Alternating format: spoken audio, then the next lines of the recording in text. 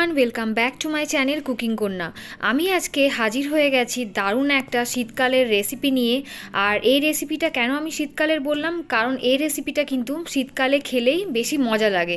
তো চলুন আর দেরি না করে স্টার্ট করি যে কি আমি আজকে আপনাদেরকে দেখাতে চলেছি। তো এই যে দেখুন, হাঁস দেখতে পাচ্ছেন, দেখে বুঝেই গেছেন যে আমি আজকে হাঁসের রান্না দেখাবো। আর এটারই আমি দেখাবো লাল লাল ঝোল। তো এটা বানাবো আমি আলু আর পেঁপে দিয়ে। তো এই হাঁসটা আনার জন্য আমরা চলে গেছিলাম একটা গ্রাম থেকে এটা এনেছিলাম। এই হাঁসটার ওজন হচ্ছে 1400 মতো, আর পার কেজি এটার দাম হচ্ছে 350 মতো। তো এই যে দেখুন, এটা ওজন করা হয়ে গেছে আর এটাকে বাগানে কেটে নেবার ব্যবস্থা হচ্ছে। তো এই যে দেখুন, এটা এখন কেটে নেওয়া হবে, তারপর ওদিকে জল গরম করতেও দিয়ে দেওয়া হয়েছে। তারপর এটাকে খুব ভালোভাবে পরিষ্কার করে এবং কেটে কুটে নেওয়া হবে। এটাকে ফুটন্ত গরম জলে এই হাঁসটাকে যদি 5 থেকে 10 মিনিটের জন্য রেখে দেওয়া হয় তাহলে এর পাখাগুলো খুব ভালোভাবে উঠে যায়। আর যে ছোট্ট ছোট্ট লোমগুলো থাকে এগুলোকে পুড়িয়ে দিলে বেশ ভালোভাবে পুড়ে যায়। এরপর ছোট ছোট পিস করে নিতে হবে যাতে মাংসটা খুব ভালোভাবে সেদ্ধ হয়। তো এই যে দেখুন, পিসটা করে নেওয়া হচ্ছে। পিসগুলো করে নেওয়া হয়ে গেলেই আমরা কিন্তু রান্নার দিকে এগিয়ে যাব, শুধুমাত্র রান্নাটাই বাকি থাকবে। তো এই যে দেখুন, মাংস কাটা হয়ে গেছে। এরপর কড়াইতে আমি দিয়ে দিলাম তেল। এখানে আমি ব্যবহার করছি সাদা তেল, আপনারা চাইলে সর্ষে তেলও ব্যবহার করতে পারেন। এরপর আমি এই তেলের মধ্যে দিয়ে দেব 2টো তেজপাতা আর ছোট চামচের 1 চামচ মতো গোটা জিরে। এরপর এর মধ্যে দিয়ে দিলাম 10টা মতো কুচনো পেঁয়াজ। পেঁয়াজটা ছিল মাঝারি সাইজের, আর এটা যেটা দেখছেন এটা হলো পেঁয়াজ কলি। তো এখানে দিয়ে দেওয়ার পর এটাকে হালকা নেড়ে চেড়ে নেব।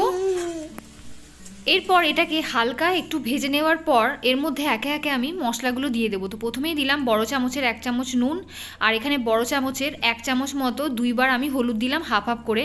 এরপর বড় চামচের হাফ চামচ মতো কাশ্মীরি মির্চ দিয়ে দিলাম। বড় চামচের 2 চামচ মতো এখানে জিরে এবং ধনে গুঁড়ো একসাথে গুঁড়ো করা ছিল।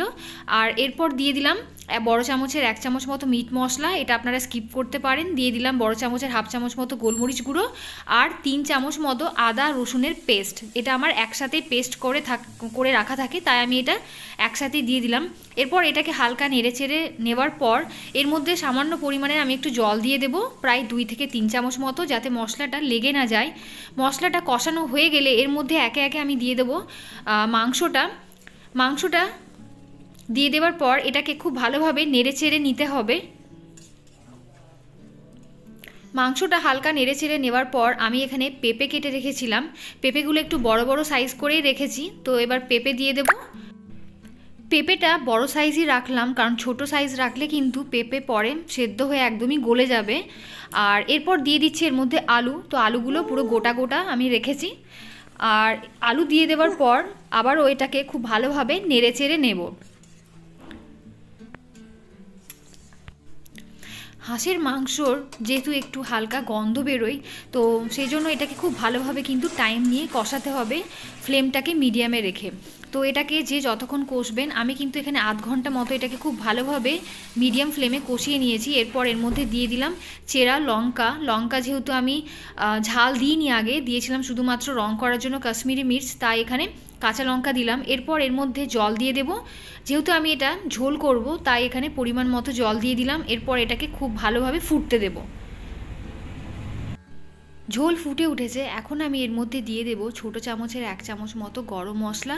আপনারা চাইলে গরম মশলা স্কিপ করতে পারেন, কিন্তু দিলে খুব ভালো গন্ধ বেরোয়। আর এরপর এটাকে আমি কুকারে একটা সিটি দিয়ে দেব, যাতে মাংসটা খুব ভালোভাবে সেদ্ধ হয়ে যায়। তো দেখুন, এই যে কুকারে আমি বসিয়ে দিলাম। এখন আমি এর মধ্যে পুরো মাংসটাই ঢেলে দিচ্ছি কড়াইয়ের। আর এবার শুধুমাত্র একটা সিটি দিলেই কিন্তু আমার মাংস পুরোপুরি রেডি।